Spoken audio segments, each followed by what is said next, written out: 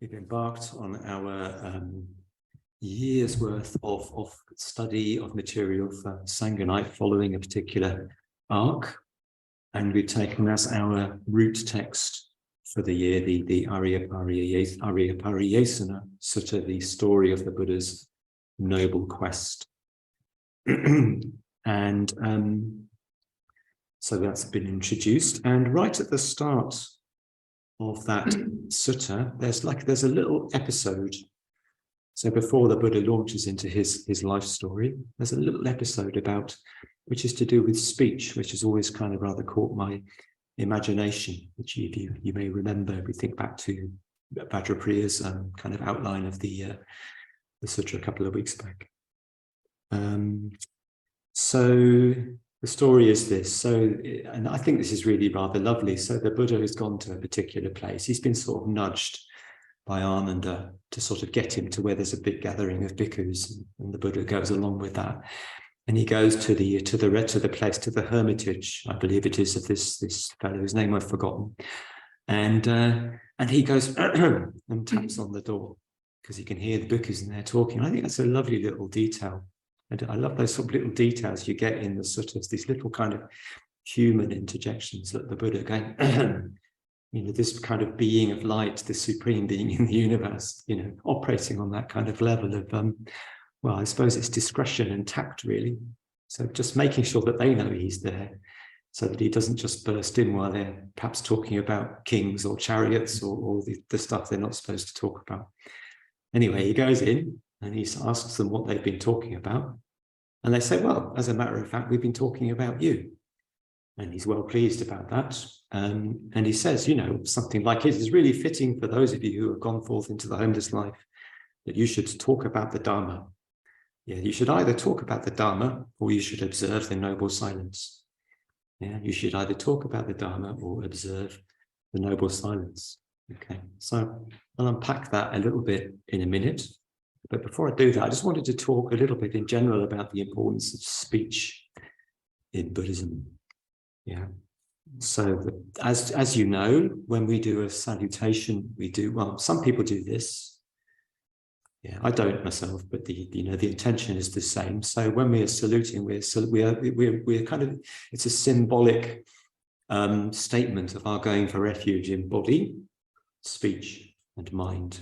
So mind, heart. So you sometimes think it's the wrong way around, but that's just Western understanding for you. So we're going for refuge with body, speech, and mind. So speech is important enough to have its own kind of central place, yeah, in our being, as it were. Yeah, so it's really important. Yeah, and it comes between the other two, right? So it has a sort of midpoint, if you like, between action, because it is an action, but also thought, because speech is vocalized thought. Yeah.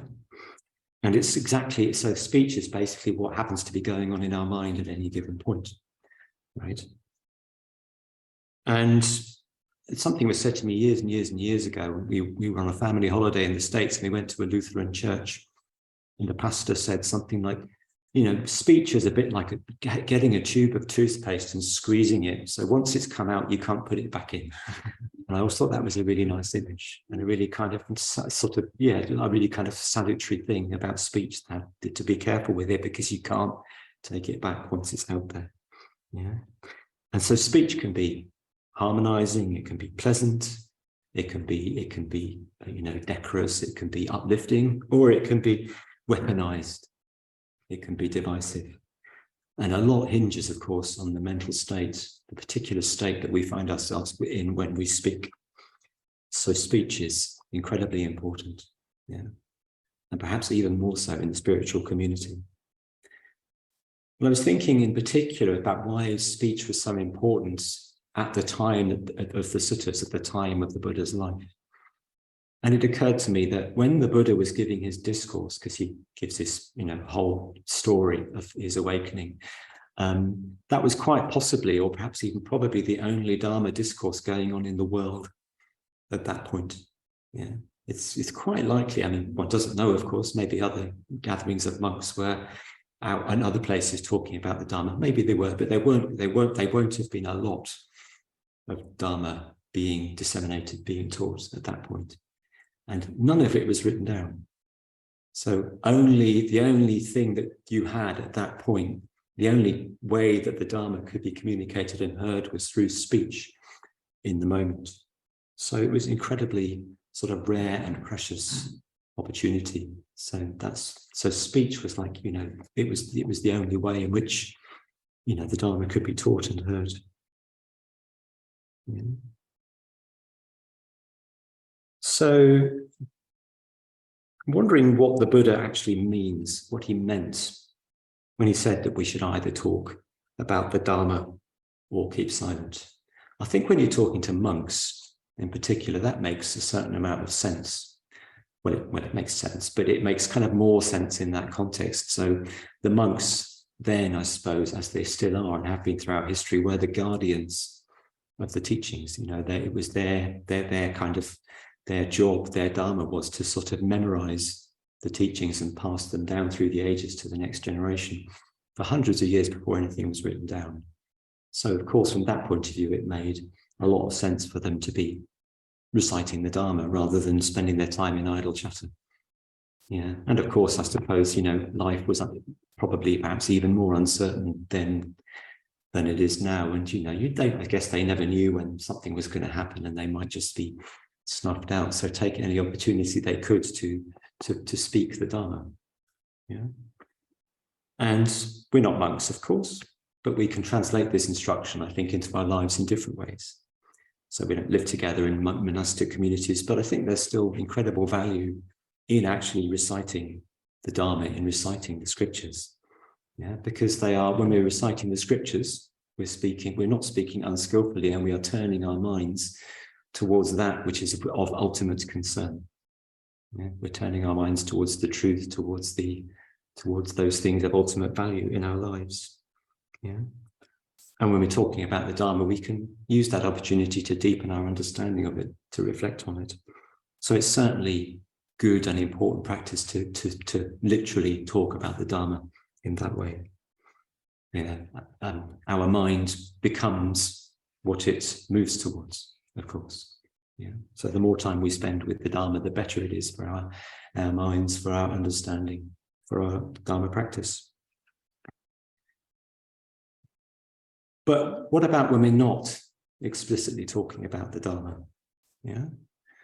How can we ensure then that our speech is in line with those principles?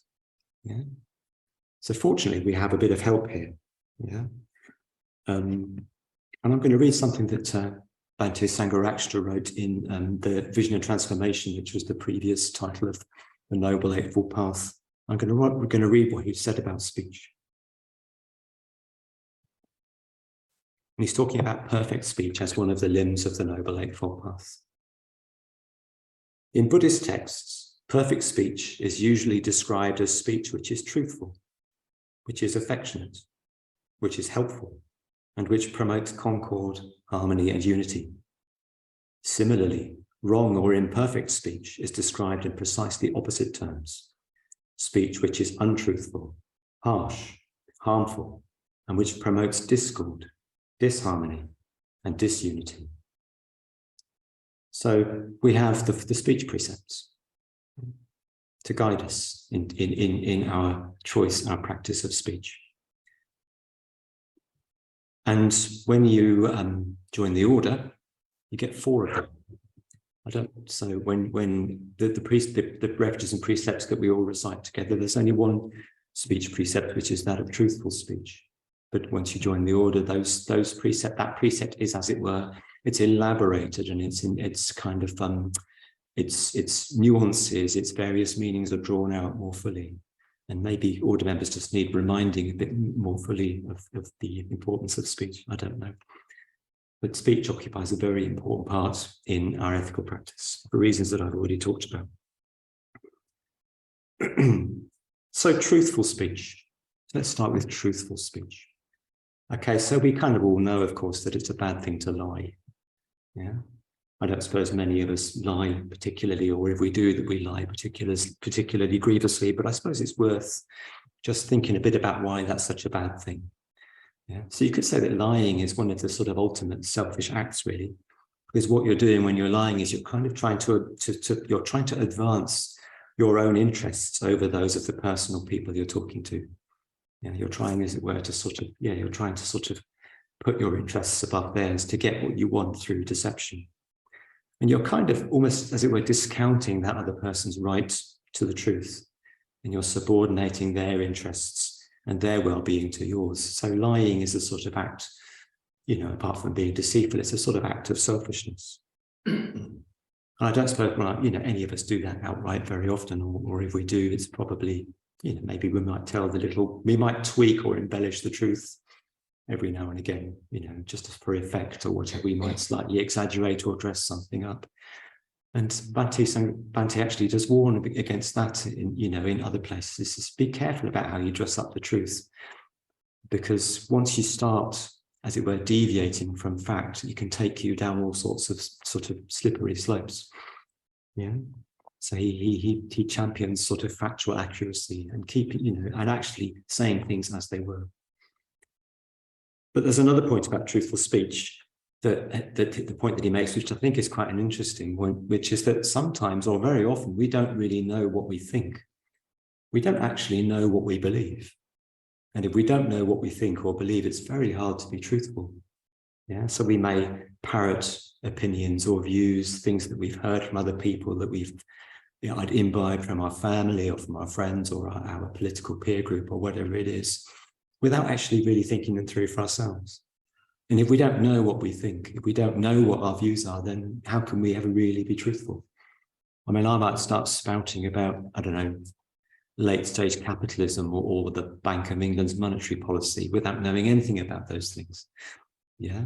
But, or I might start, this is to be a favorite of mine, is I might sort of suddenly, as I occasionally do, erupt with a statement like, there's nothing good about Brexit at all. With apologies to, Brexit voters among us, I've no desire to polarize. I'm just making a point about myself, not about Brexit. Okay, I hasten to add. Yeah, and I've been known to say this quite recently. I've said, there's nothing good about Brexit at all. And I don't know that, actually. I don't know enough about the subject. I'm not sufficiently well versed to be able to make a definitive statement like that. Yeah, but I say that, and at that moment, I just assume it's completely true. But I don't know that. And the problem with making definitive statements like that, of course, is that you tend to polarize. Yeah, you are going into opposition and into an antagonistic relationship with people who hold the opposite views. Yeah, unless you're very, very skilled and very, very lucky. That is. So something about sort of adopting views and speaking from views that we don't know, that we haven't fully thought through or fully explored for ourselves. And you could do that with the Dharma as well. You could do that with Sangharakshita's presentation of the Dharma. You could sort of say, spiritual friendship is the whole of the spiritual life, because that's what the Buddha said, and that's what Bhante says. Yeah, but you might not feel or know that for yourself. Yeah, there's all sorts of ways in which we can just regurgitate, we can just say what we have been told, and whether or not we believe it. I mean, there's one thing in taking things on trust and then exploring them for yourself. It's something else, just sort of citing our teacher to try and win an argument, which I seem to remember happened quite a lot in the early days when we were all young and zealous. Yeah, but Bhante says, and then you would trot out something Bhante had said without contextualizing it and without having thought it through for yourself. Yeah, and but Bhante says that, sort of thing. Yeah, and you would end up polarizing and sort of in this sort of position of antagonism. Yeah, so it's a real challenge. It's a real challenge for us to sort of train in thinking about and exploring our views and actually working out what we think and feel about things before we speak about them. Now, for some people, of course, what they feel and think emerges in dialogue. That's another way in which we clarify things. But you know what I mean, that tendency just to sort of make statements which just, which are not ours, as it were, so which cannot really be truthful. And of course, this is particularly acute now because we live in what's sometimes called a post-truth world. Yeah, it's a bit like what with all of the sources of kind of media and opinion and which are freely available online and more cable TV and so forth. all manner of opinions and views are expressed with great conviction, very strongly, with enormous amounts of polarization and hostility. And sometimes it's hard to find your footing and find your compass with all of that information. So Breitbart News, which is it's a right-wing news platform, might come out and say, as it apparently did, that the world's actually getting cooler, right? You know, picking on a very selected sort of, you know, things written by a handful of unpeer-reviewed scientists. Yeah, whereas some other news outlet or scientific group or body will say exactly the opposite, just as an example. So in a post-truth world, in a world where there are facts and alternative facts, yeah, I think we have to be particularly on our guard. Because if a society can't agree on what is basically true, then it cannot function, it cannot cohere. Yeah. And I think in some ways in the United States, we have approached dangerously close to that point, where different sides of this political spectrum are so polarized that they don't even inhabit the same universe of truth. And if you get to that point, then you're in real trouble. Yeah. So I throw that in as a I don't know, quite, I suppose it's relevant. Yeah, so how much of the time can we be confident that we are actually speaking the truth?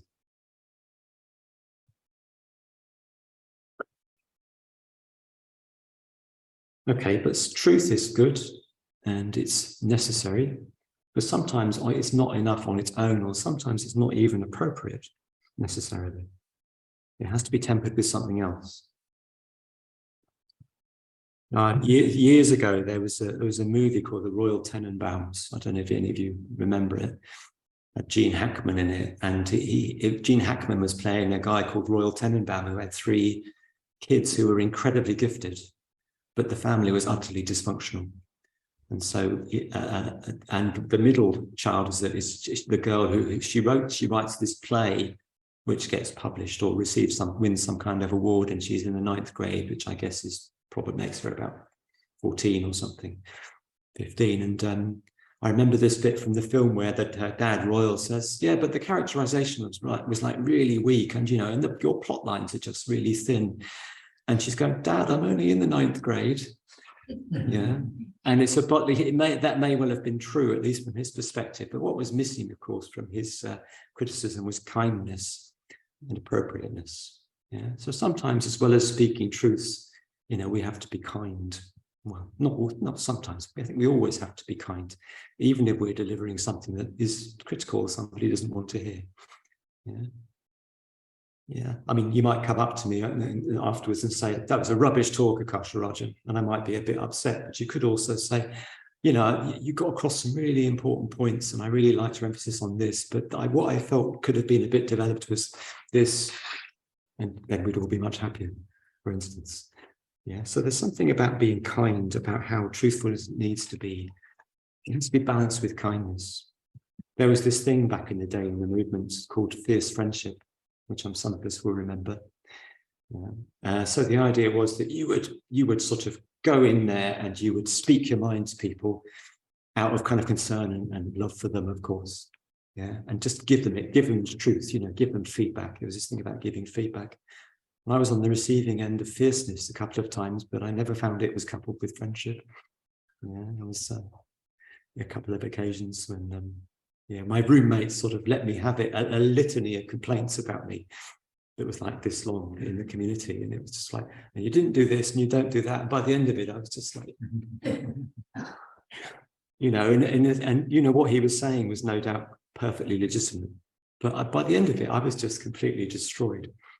Yeah, so it was kind of, there was truth from his point of view and objectively, presumably as well, but it wasn't delivered with kindness. Yeah. So kindly speech needs to be kindly if it's going to be noble, let's say. Yeah. And that doesn't mean that we soft pedal around faults and weaknesses and that we don't criticize, but how we do that, the state of mind in which we do that, the appropriateness of the context that we seek to do that is really, really important. Again, I think Banti says somewhere that, you know, our discourse should be about sort of, it's like 95% encouraging and 5% critical, which is probably about right. So we really need to be aware of ourselves and our states and our motives when we are being direct, giving people feedback, which doesn't mean we shouldn't do it. So is our speech always kind? Yeah? Or can we be cutting in the things we say? Yeah? Can we be critical in a way that's a bit edgy, a bit laced with unkindness? Can we even sometimes be cruel? Yeah? These are questions that, open questions really. And if we're coming from a place of kindness, then the chances are our speech will be helpful rather than harmful. Yeah? Our speech will be helpful. Again, I'm going to quote Bhante here from the same text from Vision and Transformation, where he says, helpful speech consists in speaking in such a way that the person or persons to whom we are speaking are raised in the scale of being and consciousness and not lowered. They're raised in the scale of being and consciousness and not lowered. I really like that. Yeah. But do we sometimes find ourselves in situations in which our speech will tend to lower that sort of being and consciousness rather than raise it? And one thing that comes to mind, for instance, is certain types of banter. Yeah. So you might get into a sort of bantery situation with somebody that starts out, it's, you know, you're connecting, it's quite nice and innocent, but before you know it, it's sort of become a bit coarse and a bit crude, and you find that you've kind of lowered the tone, as it were. Yeah. I'd also add terms like useful and meaningful here, and their negative counterparts, useless and frivolous. So when we're speaking, are we aware of the usefulness or otherwise of what we're saying? Yeah. Is the speech that we're engaged in, is it meaningful? Is it in this situation? Right? Or do we perhaps just tend to fill any awkward silences with vacuous words that don't mean anything? I've been accused in the past of using words and talks that people don't understand. I've come across a book recently with words I don't understand, and that doesn't happen very often. So a book with the word, one of the words was proleptic, and the other one was hierophany. So I just leave those with you. I found out what they meant afterwards. If you want to know, come and talk to me in the break. Yeah. So do we do that sometimes? Yeah. Do we engage in speech which lowers the tone, speech which isn't fully meaningful? Or do we? I'm sure we also have instances where our speech is meaningful and helpful, and can we recollect those, and what circumstances does that take place? So helpful speech. And if we're genuinely taking people in and wanting to help them, then it follows that what we will try and do, or the effect of that, will be to create harmony. Yeah? So true harmony arises out of a sort of a deep mutual awareness and a sense of alignment, a sense of shared goals. And I think that can arise and does arise in Sangha situations. You know, particularly, one of the things that strikes me most is at the end of a puja, strangely enough, you get that very deep sense of stillness and harmony when everyone's just completely quiet, and it's as if the world stops breathing for a few moments. Yeah. But you also, of course, get that situation in Sanghas where there's a sort of superficial harmony, because nobody wants to sort of approach or talk about a conflict situation. So it kind of gets brushed under the carpet or ignored. Yeah. So true harmony would also include the readiness and the willingness of all parties to explore difficulty and conflict, and to do so kindly and with awareness, rather than just let things fester.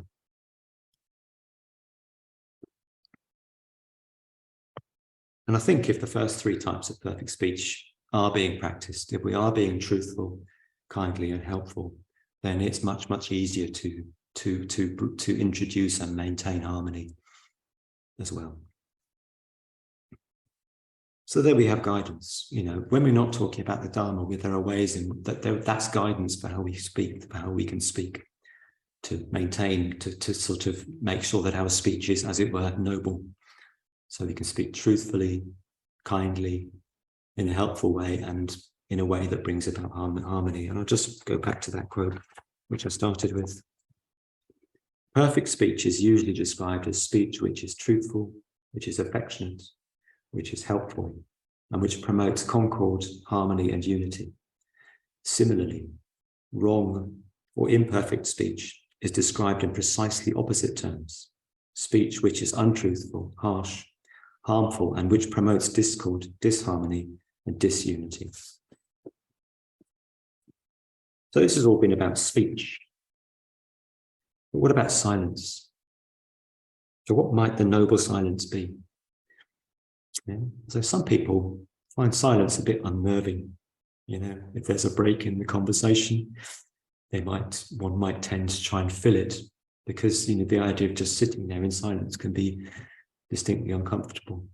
My dad used to not like silence very much, and he used to do things like read. If we were silent in the car, he would read passing street signs and stuff like that. Oh, Leicester, 35 miles. Yeah. Particularly if you come across it on retreat for the first time. So retreats with period of silence can be quite difficult. But other people, of course, welcome them as a great relief from having to talk to people all the time. So it sort of depends on temperament. Yeah. But we don't always need to talk. Yeah. So on retreat, yeah, sometimes we can become so sort of deeply aware of one another and so mutually responsive that it feels like more communication is taking place in silence rather than less. And I don't know if you've been on retreat, you'll probably have experienced that miraculous phenomenon where the stuff you need at meals appears in front of you almost before you've become aware that you need it. Because everyone is really kind of watching out for everyone else, because they're not frittering their attention away in talk. Yeah? There's something that arises in place of talk, a kind of deeper sense of awareness, deeper sense of kind of connection to the being, to the sort of the needs and the being of other people.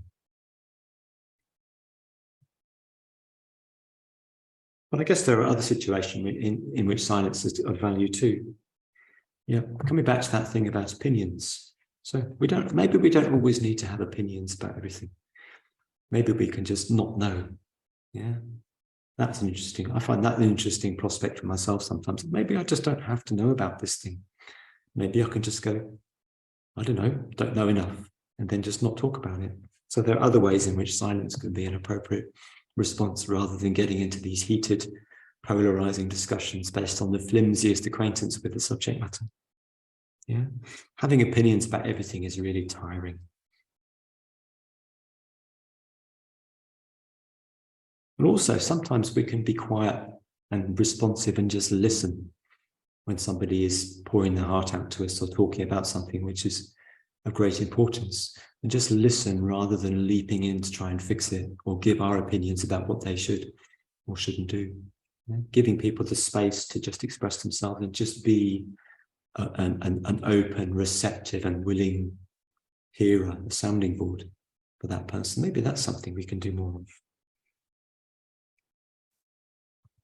Yet again, coming back to Bhante, Sangharakshita, he says of silence, when perfect speech culminates in harmony, in oneness, and in mutual self-transcendence, at the same time, it also culminates in silence.